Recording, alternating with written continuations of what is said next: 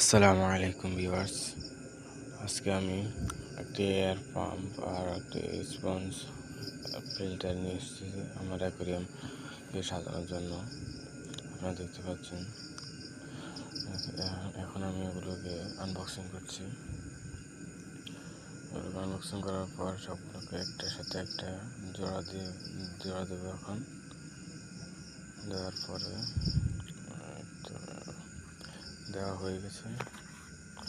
এখন আমি ওগুলোকে পানিতে কিছুক্ষণ চেপে চেপে স্পঞ্জ ফিল্টারটা ভিজিয়ে নিচ্ছি, যাতে এটা ভেসে না ওঠে। তারপর এটা আমি এখন নিচে লাগাচ্ছি।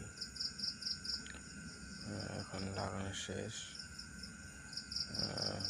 কারেন্টের লাইনটা দিয়ে দিলে তারপর রেডি। কারেন্টের লাইনটা দিয়ে দিলাম। দেখুন এখন কি সুন্দর ফিল্টার দিয়ে পানি